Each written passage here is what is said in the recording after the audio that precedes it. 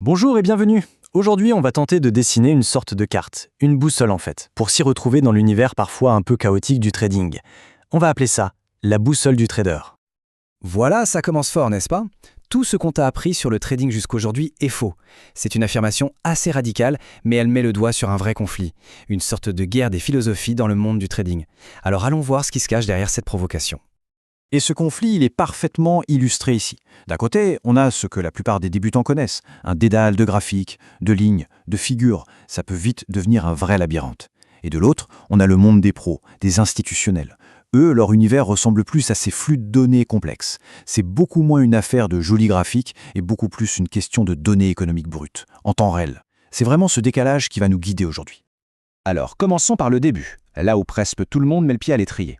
Le fameux jeu des graphiques, ce monde très visuel des lignes et des indicateurs. Ok, et dans cette boîte à outils, l'un des plus connus, c'est le RSI, l'indice de force relative. En gros, son boulot, c'est de nous dire si le marché a le pied sur l'accélérateur ou sur le frein. Il essaie de repérer les moments où un prix a grimpé trop haut, trop vite, ou au contraire, a chuté trop bas. C'est une sorte de signal d'alerte. Attention, le mouvement s'essouffle peut-être. Juste à côté du RSI, on trouve souvent le MACD. Lui, son objectif est un peu différent. Il ne cherche pas les extrêmes, mais plutôt à confirmer la direction générale du vent. Est-ce qu'on est dans une tendance haussière solide ou baissière? C'est ça sa question, et c'est là que ça devient intéressant. Le vrai potentiel de ces outils, ce n'est pas de les utiliser seuls, mais bien de les faire travailler ensemble. Même s'ils mesurent tous les deux ce qu'on appelle le momentum, l'élan du marché, ils n'ont pas du tout le même rôle. Pour simplifier, imaginez que le RSI, c'est un peu le thermomètre. Il prend la température du marché, il nous dit si ça surchauffe ou si c'est glacial. Le MACD, lui, c'est la boussole. Il nous indique le cap, la direction de fond. En utilisant les deux, on évite de prendre une simple fièvre pour un changement de cap et inversement. Ça permet de filtrer pas mal de faux signaux. Mais voilà, tout ça c'est la première approche. Pour les traders professionnels, les institutionnels, les graphiques, ce n'est qu'une toute petite partie de l'équation. Eux, ils regardent quelque chose de beaucoup plus large, le grand courant économique. Cette image de la rivière, elle est parfaite pour comprendre leur philosophie. Tenter de trader en se basant uniquement sur des petits mouvements de prix sans avoir une vision d'ensemble de l'économie, c'est un peu comme essayer de remonter une rivière à la nage à contre-courant. C'est épuisant et souvent voué à l'échec. Le but du jeu pour eux, ce n'est pas de se battre contre le courant, mais bien de comprendre dans quel sens il va pour se laisser porter. Et ce courant, il est alimenté par plusieurs moteurs. Les pros voient ça comme un grand système d'engrenage, rien n'est isolé. Par exemple, une décision de la Banque centrale sur les taux d'intérêt, ça ne sort pas de nulle part, c'est une réaction à des chiffres d'inflation. Et cette décision peut à son tour créer des tensions géopolitiques. Bref, tout est lié. Leur analyse va même jusqu'à décortiquer le comportement brut du marché, le price action, et le flux des ordres pour voir où est la pression acheteuse ou vendeuse. La vraie compétence, c'est de deviner quel est l'engrenage principal, quel moteur est aux commandes à un instant T. Et ça, c'est un concept absolument fondamental à comprendre. Les marchés ne réagissent pas à ce qui se passe, mais à ce qui va se passer. Ils anticipent en permanence. C'est pour ça qu'on entend souvent l'adage « acheter la rumeur, vendre la nouvelle ». Comme on le voit ici, au moment où une rumeur de hausse des taux apparaît, le marché réagit tout de suite. Quand l'annonce officielle tombe, des mois plus tard, eh bien, il ne se passe presque rien. Le prix avait déjà intégré l'information. La nouvelle est déjà vielle pour le marché. Donc, si on résume, on a deux grandes écoles, celle des graphiques et celle de l'économie. Mais aujourd'hui, une troisième voie a émergé. Une voie qui essaye de dépasser les limites humaines des deux premières, l'automatisation. On parle bien sûr des bots de trading. Ces logiciels sont conçus pour résoudre deux des plus grands problèmes du trader humain. Primo, on a besoin de dormir, et secondo, on a des émotions. Et leurs atouts sont assez évidents. D'abord, un bot, ça ne dort jamais.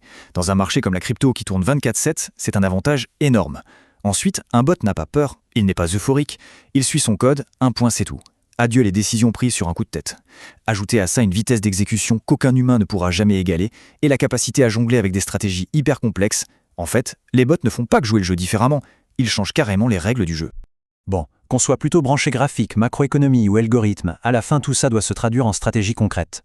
Jetons un œil à quelques-unes des plus connues. Et là, on a tout un spectre. Ça va du holding, qui est presque une philosophie d'investissement sur plusieurs années, basée sur une conviction très forte, au scalping, qui est à l'opposé total, des opérations de quelques secondes ou minutes pour gratter de tout petits profits. Entre les deux, on a le swing trading sur quelques jours ou semaines et le day trading qui, comme son nom l'indique, se limite à une seule journée. Chaque approche demande un état d'esprit et un investissement en temps complètement différent. Mais le trading, ce n'est pas juste acheter et vendre. Il y a des outils plus sophistiqués, comme les options. Prenez le put de protection. L'analogie la plus simple, c'est une police d'assurance pour un portefeuille d'actions.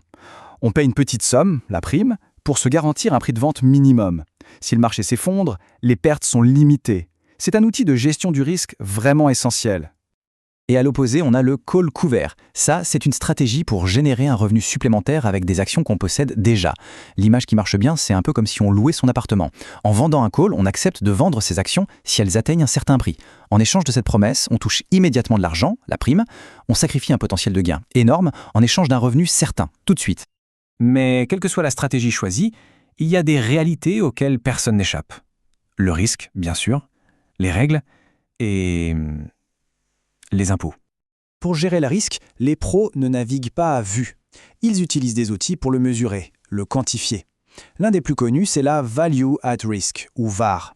En gros, ça essaye de répondre à la question « Au pire, combien mon portefeuille peut-il perdre demain ?» C'est un standard. Sauf que des recherches récentes montrent que pour des actifs comme le Bitcoin, cet outil est peut-être un peu dépassé. Et voilà pourquoi. Une étude de la chaire FinTech de Montréal a découvert que la volatilité du Bitcoin n'est pas lisse comme celle des marchés traditionnels. Ils utilisent le terme rough, rugueuse. Ça veut dire quoi? Ça veut dire que le risque peut exploser ou disparaître presque sans prévenir. Les périodes de calme et de tempête s'enchaînent de manière chaotique, ce qui rend les modèles de risque classiques, comme la VAR, beaucoup moins fiables. C'est un vrai casse-tête pour la gestion de portefeuille. Et pour finir, la dernière certitude, après le risque, ce sont les impôts. C'est un facteur à ne jamais oublier. Les règles varient beaucoup, mais pour prendre l'exemple de la France, les plus-values sur les cryptos pour un non-professionnel sont soumises à un prélèvement forfaitaire de 30%. C'est un chiffre à intégrer dans tous ces calculs. Voilà, on a parcouru la carte.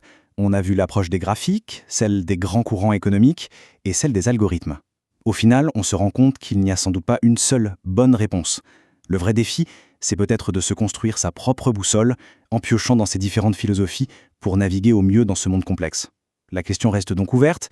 Une fois la carte dépliée, vers où la boussole va-t-elle pointer ?